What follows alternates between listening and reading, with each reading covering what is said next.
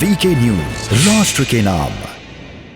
Break के बाद एक बार फिर से स्वागत है। दमदार बहस में जिक्र आज छत्तीसगढ़ को लेकर कर रहे हैं कि ऐसी स्थितियां हिंदुस्तान के अंदर क्यों बन गई कि यहां पर लगता है कि क्या वाकई आस्था पर ठेस पहुंचाने के लिए अगर कुछ लोग इस तरीके का कृत्य करते हैं तो फिर राजनीतिक पार्टियों के नेता, खासकर कांग्रेस पार्टी, इसको लेकर चुप क्यों जाती है। और ये सवाल जब पूछा जाता है तो फिर कहते हैं कि राजनीति क्यों कर रहे हैं आप लोग। सभी मेहमान हमारे साथ बने हैं। लखपत जी, एक बार फिर से आप ही के पास आ रहा हूं क्योंकि सुरेश जोशी जी हमारे साथ बने हुए बहुत देर से कुछ कहना चाह रहे हैं, उनको जोड़ेंगे। मेरा सवाल सिंपल सा था, मैं फिर पूछ रहा हूं आपसे कि राम और कृष्ण को लेकर राजनीति करती है बीजेपी पार्टी, आप एलिगेशन लगा रहे थे लगातार, क्योंकि अभी 6 दिसंबर का जिक्र हो रहा था। लेकिन मैं फिर पूछ रहा हूं कि हिंदू संगठन या फिर हिंदुओं की आस्था को लेकर जब बवाल होता है तो उस पर आप चुप क्यों हो जाते हैं? बताइए लखपत जी। कौन कह रहा है? मैं पूछना चाह रहा कौन चुप है? मैंने आपके चैनल में आप निंदा कीजिए सर, मैं तो कह रहा हूं आपसे, आप निंदा कीजिए ना। आपने आपके किसी बड़ी पार्टी के नेता ने निंदा की क्या? आप कहना सुन लीजिए, आप फिर अपनी, मैंने कहा मैं कंडेम करता हूं। मैंने शुरू में कहा कि सौ की निंदा, इसी घटना को आतंकवादी मान के इनको जेल डालना चाहिए और कार्रवाई की जा रही, कानूनी कार्य जो संवैधानिक प्रक्रिया उसके अंदर कार्रवाई की जा रही। मुख्यमंत्री के अंदर में जो लॉ एंड ऑर्डर काट के फेंक देना चाहिए। कानूनी कार्रवाई की जाए, क्या उनको सड़क में फांसी दी जाएगी? हम इस घटना की निंदा कर चुका हूँ। लेकिन सरकार का कोई नुमाइंदा या फिर आपके विधायक साहब, आपके मंत्री साहब इस पर कोई भी निंदा करने के लिए तैयार नहीं होंगे। आप आकर निंदा करते बस निंदा हो गई, ये मान लें आप। इस तरीके से देख लें इसको। आप कवर्धा की घटना के बाद रायपुर की घटना सामने आ जाए और उसको लेकर आप कह दो सांप्रदायिक रंग देने का काम कर रहे हैं आप लोग, बस इसको मान लें। आप ही के प्रदेश के अंदर हो रही है ना सर, बीजेपी शासित प्रदेश के अंदर हो रही होती तो हम योगी आदित्यनाथ से पूछ लेते, बीजेपी पार्टी के नेताओं से पूछ लेते। जहां पर हो रही है वहीं पर सवाल पूछेंगे ना सर। ठीक है लखपत जी, आ रहा हूं आपके पास, मैं लौट रहा हूं। सुरेश जोशी जी हमारे साथ हैं, आ रहा हूं सर। सुरेश जोशी जी कहिए सर, ये स्थिति बनी हुई छत्तीसगढ़ के अंदर, कवर्धा के बाद रायपुर, क्या कहेंगे? नहीं, पहली बात तो मैं ये बतलाना चाह रहा था आपको कि इस देश के अंदर जो स्थितियां, परिस्थितियों का इस तरह का निर्माण होता है और जो एक बहुसंख्यक समाज और विशेषकर हिंदू समाज के मंदिरों को और गुरुद्वारों को या मठों को, हमारे जो धार्मिक पवित्र स्थल हैं जहाँ पर को हमारे पूज्य साधु संत रहते हैं, ऐसे स्थानों को अपवित्र करने के लिए जो असामाजिक तत्व आगे बढ़ते हैं, उन असामाजिक तत्वों को कौन से लोग प्रश्रय देते हैं, कौन सी सरकारें प्रश्रय देती हैं। जिस आप छत्तीसगढ़ की घटना का जिक्र कर रहे हैं, उस प्रदेश के जो माननीय मुख्यमंत्री जी हैं, उनके पिताजी ने तो स्वयं बयान दे दिया 1 महीना पहले हिंदू धर्म के खिलाफ, हिंदुओं के खिलाफ। तो अब उस प्रदेश के अंदर भी अगर आप सोचेंगे कि बहुसंख्यक समाज की भावनाओं का आदर होगा या बहुसंख्यक समाज के जो धार्मिक स्थल है उनकी सुरक्षा होगी, ये असंभव है। कांग्रेस का कोई नेता, कांग्रेस का कोई विधायक कभी भी इस बात का जिक्र नहीं कर सकता है जहां पर को अगर हिंदू उत्तराखंड में नमाज पढ़ी गई बद्रीनाथ के अंदर, आपने क्या किया है? मैं सरकार से पूछना चाह रहा हूँ, अभी पिछले में नमाज पढ़ी गई बद्रीनाथ में, कौन सा एक्शन लिया आपने? आप बताएं। आप सनातन के इतने बड़े द्योतक है, इतने बड़ा आप सनातन को मानते हैं, तो मेरे विधानसभा में बद्रीनाथ में नमाज पढ़ी, आप कौन सा एक्शन ले लिया? कुंभ के अंदर इतना बड़ा घोटाला कर दिया आपने, कौन सा एक्शन लिया गया उत्तराखंड में? उत्तराखंड की बात कीजिए आप पहले। अरे सुनिए, मैं उसका जवाब दे रहा हूं। यानी कि कांग्रेस पार्टी करेगी नहीं, हिंदुओं का अगर अपमान हो रहा है तो हम चुप हो जाएंगे और फिर आप शिक्षा लेदर करने का प्रयास करें। लखपत जी उत्तर प्रदेश में सुन लो, मेरे पास 32 घटनाएं उत्तर प्रदेश की है जिसमें हिंदुओं पे मुसलमान अत्याचार किया। योगी सरकार है, मोदी सरकार है, क्यों किया गया? आप केवल क्यों कहते हैं एक राज्य को लेकर सरकार ये कहीं गलत हुआ? मैं कहता हूँ उसकी घटना निंदनीय है, वोट उसमें यदि कांग्रेस सरकार एक्शन ले ले, आप उससे बताएं सरकार ने उन लोगों को कानूनी हिसाब से कार्रवाई नहीं कर, तो आप बता सकते। लेकिन आप जिस तरह से केवल और केवल एक धार्मिक बातें कह रहे, आपके शब्द एंकरिंग के रूप में जिस तरह से आप कह रहे कांग्रेस पार्टी ने इस देश में सनातन धर्म को बचाने का काम किया है, कमेंट करने का काम किया है। मैं आपसे सवाल पूछ रहा हूँ, उसका जवाब दे नहीं पा रहे। अभी जोशी साहब ने कहा कि भूपेश बघेल के पिताजी ने किस तरीके का कमेंट किया, उसके बाद वो कंट्रोवर्सी में आ गए, उस पर आप कोई जवाब देंगे नहीं, उस पर आप उस पर जवाब देंगे नहीं। और मैं आपसे ये सवाल पूछ रहा हूं बार बार कि इसकी निंदा आप कर रहे हैं, लेकिन कोई नेता आकर करता नहीं। वही बात जोशी जी ने कही, लेकिन आप कहेंगे नहीं कहेंगे आप। आपकी मजबूरी है सर, आपकी मजबूरी है, क्योंकि आपको प्रवक्ता का धर्म निभाना है, नेता का धर्म निभाना है। डिबेट में बैठ के आपको शर्म आनी चाहिए कि हिंदुओं की आस्था को लेकर अगर ठेस पहुंचाने का काम कर रही है कोई पार्टी, तो फिर उसको लेकर आपको डिफेंड नहीं करना चाहिए। कम से कम ऐसा तो नहीं होना, कम से कम ऐसा तो ना करें लखपत जी। ओके सर, मैं समझ गया आपकी मजबूरी है, आपकी मजबूरी। आप प्रवक्ता नेता कांग्रेस पार्टी के हैं तो आप डिफेंड करेंगे, आप डिफेंड करेंगे इस तरीके से। जोशी जी अपनी बात रखते हैं, आप आ रहा हूं मैं। और इस बात को आप गलत कह रहे हैं। उत्थान के लिए दिया है। मैं आपसे पुनः कह रहा हूँ, सोमनाथ मंदिर का जीर्णोद्धार कांग्रेस ने किया, केदारनाथ पुनर्निर्माण के 7,500 करोड़ रुपए का पैकेज कांग्रेस ने, बद्रीनाथ के अंदर लगातार इंफ्रास्ट्रक्चर डेवलप करने का काम कांग्रेस ने किया। सोमनाथ मंदिर से लेकर सनातन धर्म के जितने भी हमारे स्थान, भाजपा ने तो इनको गिरवी रखने का काम किया है। इन्होंने श्राइन यहाँ पे देवस्थानम बोर्ड बना के सबको गिरवी रखने का काम कर रखा है। मैं पुनः कह रहा हूँ आपसे, आप एक बात को सुन लीजिए महोदय, मैं तनख्वाह नहीं लेता हूँ, मैं कांग्रेस पार्टी की विचारधारा से उत्प्रोत हूँ। मुझे लगता है आप ही को सुन रहे इतनी देर से, एक बार जोशी जी की बात हो जाए। उनको अभी तक आधे घंटे तक वो चुप बैठे रहे, उनकी टेक्निकल खराबी की वजह से। एक बार जोशी जी को सुन लो, आप सुनने की आदत डालिए थोड़ा सा। लखपत जी सुन तो लीजिए, जोशी जी क्या कह रहे हैं, कहिए सर। हेमंत जी देखो, मेरी आपसे प्लीज एक निवेदन है, मुझे 3 मिनट का समय दीजिए। अगर जी कहिए आप सर, कहिए, अगले मिनट आप कहिए। इनका माइक बंद करा दीजिए। इनके देखो, इनकी बात तो पूरी सुनूंगा, जब ये बोलेंगे तो इनका माइक ऑन रखना, लेकिन जब ये मेरे बीच में बोलते हैं बंद करा दीजिए प्लीज। जी देखिए, मेरा कहना ये है, ये हमसे हिंदू धर्म के ऊपर प्रश्न पूछ रहे हैं। ये कह रहे हैं हमने 7,500 करोड़ दिया। अरे इनसे ये पूछो, इनके नेता से मैंने कल पूछा, हरीश रावत जी से, 14 मई 2014 को हमने शपथ ली थी, उससे पहले जो पैसा तुमने दिया उसका हिसाब दो। सुरेश जोशी हिसाब मांग रहा है, बीजेपी हिसाब मांग रही है। ये केदारनाथ की बात करते हैं, ये बद्रीनाथ की बात करते हैं, ये 4 धाम प्रोजेक्ट के लिए 12,000 करोड़ का प्रोजेक्ट आज वहां के पर्यटन को और वहां के लोगों के बढ़ावा देने के लिए काम कर रही है, उसकी बात करते हैं। हम ऋषिकेश से लेकर कर्णप्रयाग तक रेल मार्ग बनाने है, उसकी बात करते हैं। इनके किस प्रधानमंत्री पे और किस नेता पे इतनी हिम्मत थी, ये मुझे उस बात का जवाब दें कि राम मंदिर की शिला, पहली शिला एक भारत के नागरिक के रूप में नरेंद्र मोदी ने रखी। इसको कहते हैं हिंदुत्व, इसको कहते हैं बहुसंख्यक समाज की इज्जत।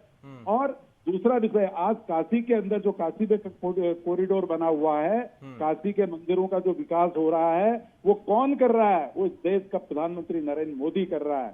इस देश के अंदर जो कश्मीर के अंदर, अभी भाई साहब बोल रहे थे कि भाई आपने किस तरह से जो है कि वहां के ब्राह्मणों को, जो वहां के अपने वो थे, जिस तरह से उनको आपने मारा, आपकी सरकार थी वहां भी, यहाँ भी। आज वहां से 370 किसने हटाई? भारतीय जनता पार्टी की सरकार ने हटाई।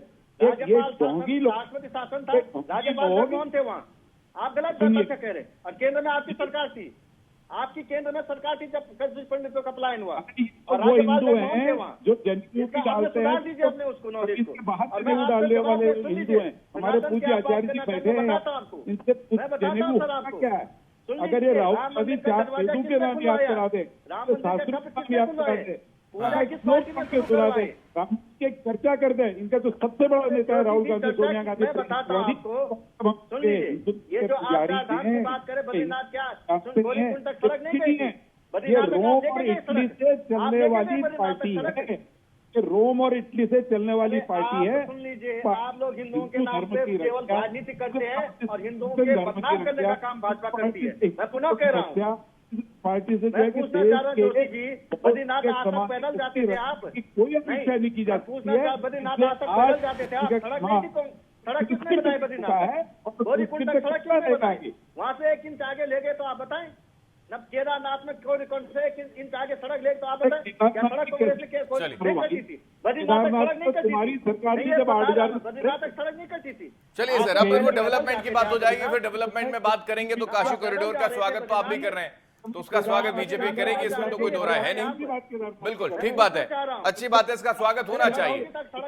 मैं स्वागत की बात ही नहीं कर रहा। सुरेश जी मैं आ रहा हूँ, प्लीज अब आ रहा हूँ मैं। आप गोस्वामी जी बैठे बहुत देर से, एक बार उनको सुन लें, उसके बाद एक मिश्रा जी आपके पास आ रहा हूँ मैं। ओके लखपत जी, आप ही बोलते रहेंगे तो अच्छा नहीं लगेगा, और बार बार फ्रेम से आउट हो रहे हैं, अच्छा ही लगता है।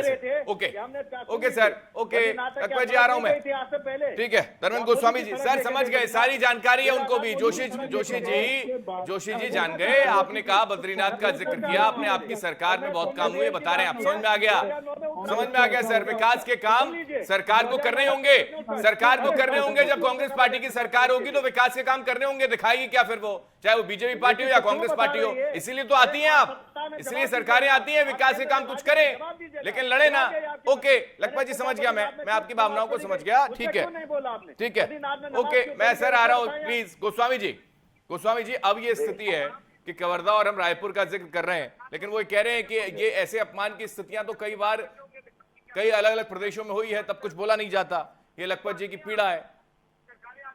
देखिए, लखपत जी जो बात कह रहे हैं वो मुद्दे को भटकाने की बात कर रहे हैं। अभी सीधे सीधे शब्दों में यहाँ बीजेपी के भी बैठे हुए हैं, कांग्रेस के भी बैठे हुए हैं। मैं इनको कहना चाहता हूँ कि जिस तरीके की घटना हुई है, हम जिस घटना पे अभी चर्चा कर रहे हैं सिर्फ हम उसकी बात कर रहे हैं। हाँ। लेकिन बुटेला जी उस घटना से दूसरी तरफ क्यों डाइवर्ट कर रहे हैं? मजबूरी है उनकी सर। शब्दों में कहें कि हाँ ये गलत हुआ है और कांग्रेस की सरकार में, आज की हम बात करें तो कांग्रेस की सरकार में जो हुआ है उस सरकार ने क्या किया, क्या निर्णय लिया। पुलिस अपना काम कर रही है, गिरफ्तारी होगी, कल को छोड़ दिया जाएगा, कुछ नहीं होने वाला है। लेकिन अब मुझे लगता है कि सनातन धर्म के विपरीत अगर कोई कार्य होगा उसको ठोकने का काम संत समाज को करना है। आवश्यकता पड़ चुकी है और हम बहुत जल्दी ये करने भी जा रहे हैं। जो भी सनातन धर्म के, मैं किसी धर्म की बात नहीं कर रहा, जो कार्य सनातन धर्म के विरुद्ध करेगा, भले ही वो किसी भी धर्म का हो, उसको ठोकने का काम संत समाज बहुत जल्द करने जा रहा है और ठोकेगा। और संविधान की मर्यादा के अनुसार मैं कहना चाहता हूँ कि संविधान में एक बदलाव होना चाहिए कि जिस निंदनीय घटना करने वाले लोगों को ठोकने के सिवा कोई दूसरा रास्ता नहीं है, उनको ठोक के फेंक देना चाहिए। चलिए ठीक है, आपकी भावनाएं हैं और क्योंकि इस तरीके की स्थितियां बनती हैं तो फिर जाहिर है कि नाराजगी सामने आती है। ठीक है लखपत जी, इस पर कमेंट आपसे लूंगा। ए.के. मिश्रा जी कि एक तरफ पुलिस प्रशासन कार्रवाई कर दे और उसके बाद फिर नेता कह दें कि पुलिस ने तो अपना काम कर दिया, इसमें हम क्या कमेंट करें? और फिर हम पूछें कि आप निंदा भी नहीं करते, आप सोशल मीडिया पर कमेंट भी नहीं करते, तो उनको बुरा लग जाता है। नहीं, ये बहुत ज्वलंत मुद्दा है और बड़ा स्ट्रेटेजिक और जिसको बोलते हैं ना छुपा हुआ, जिसको समझने की जरूरत है। हाँ, नेता यही चीज बोली गई थी 1947 में जब देश आजाद हो गया।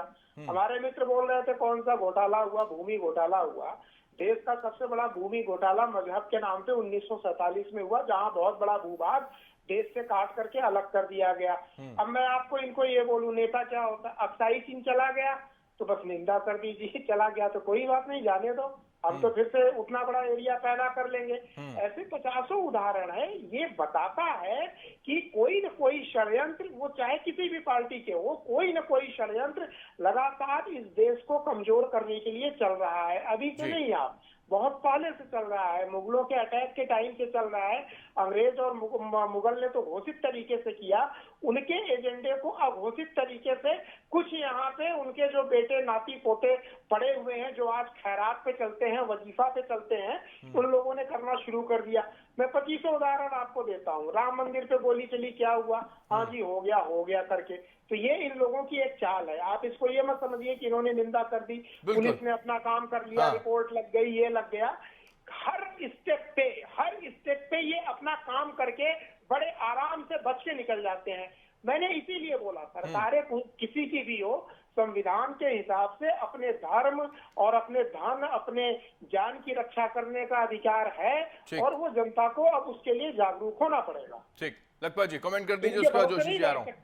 हाँ जी, इन्होंने कहा बहुत सारी चीजें कही। मैं पूछना चाह रहा हूँ, 1936 में प्रांतीय चुनाव हुए थे, मुस्लिम लीग के साथ हिंदू महासभा ने सरकारें बनाई थी इन प्रांतों में, कांग्रेस ने तो मना किया था। ये तो छुपी हुई बात नहीं। दूसरी बात, आपने उदाहरण का अक्साई चीन और इनकी बात की है, आपने बहुत अच्छी बात है। मैं मानता हूं कि युद्ध होते देश हारता जीतता निश्चित हो, लेकिन ये आप भी जानते हैं कि जिस तरह से नॉर्थ इंडिया को काटने का काम किया जा रहा था उस समय, यदि नेहरू जी नहीं होता, नॉर्थ इंडिया हिंदुस्तान के साथ नहीं होता।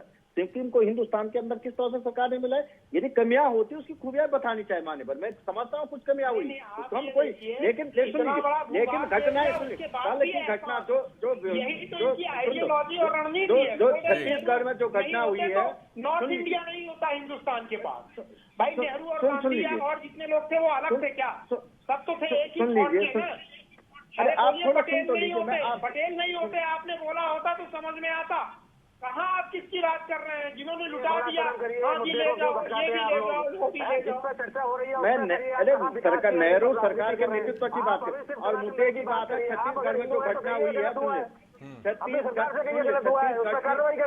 छत्तीसगढ़ की घटना के लिए मैंने कहा है ठीक। कि ये बहुत ही, मैं शुरू से कर बहुत निंदनीय है। जिन षड्यंत्र तत्व ये घटना की हम है, उम्मीद करें उसको सर कि निश्चित रूप से छत्तीसगढ़ के कड़ी से कड़ी मुख्यमंत्री सजा भी सरकार को ऐसी देनी घटना चाहिए पर कुछ और राज्य कमेंट करेंगे। सरकार हम उससे काम उम्मीद करें क्या? हम घोर निंदा इस बात की नहीं, आप कर रहे हैं। आप कर रहे हैं सर। दंगे आप भड़काना, तो दूसरी जगह आपने तो शुरुआत ही निंदा से कर दी। निंदनीय है। आपने तो शुरुआत निंदा से करी है, मैं तो इसका स्वागत करता हूं। मैंने कब मना किया? लेकिन मेरा सवाल शुरू से ही है। सुरेश जोशी जी भी कुछ कह रहे हैं इस पर, कहिए सर। देखिए हेमंत जी, मेरा कहना यह है कि छत्तीसगढ़ में जो घटना हुई है ये बहुत ही दुर्भाग्यपूर्ण है, निंदनीय है। और छत्तीसगढ़ की जो निर्वाचित सरकार है, जो इस देश के संविधान में विश्वास करती है, उस सरकार को इस तरह की जो घटनाएं उस प्रदेश में हो रही हैं उनको तत्काल रोकना चाहिए। और बहुसंख्यक समाज, जो इस देश का बहुसंख्यक समाज है, उस बहुसंख्यक समाज की आशा, अपेक्षा और उसके जो धार्मिक रीति रिवाज हैं, उसकी जो धार्मिक संस्थाएं हैं, जो हमारे मंदिर हैं, जो हमारे मठ हैं, जो हमारे पूज्य संत हैं, इन सबके साथ अगर किसी भी तरह का कोई कानून हाथ में लेकर के दुर्व्यवहार करने का अगर कोई प्रयास करेगा, दुस्साहस करेगा, तो अब आप ये समझ लीजिए कि आज के दिन इस देश के अंदर, दुनिया के अंदर बहुसंख्यक समाज जागृत हो चुका है। अब ये फूट डालो राज करो वाला विषय चलने वाला नहीं है। उसकी बानगी देखने को मिली नहीं। लोगों को आगे करके होने वाला नहीं है। अब इस देश के अंदर बहुसंख्यक समाज की भावनाओं का सम्मान करते हुए जवाब लेता हूं जो लखपत जी से। राजनीतिक दल इस देश के अंदर राजनीति करना चाहते हैं, उन्हीं को इस देश के अंदर राजनीति करने का अधिकार और हक मिलेगा।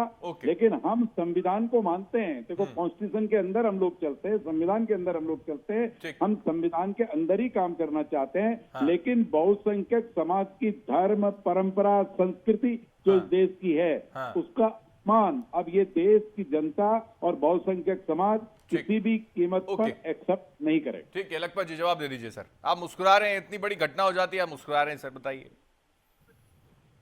पड़ी गई अभी 1 महीना पहले, उस पे क्या किया आपने?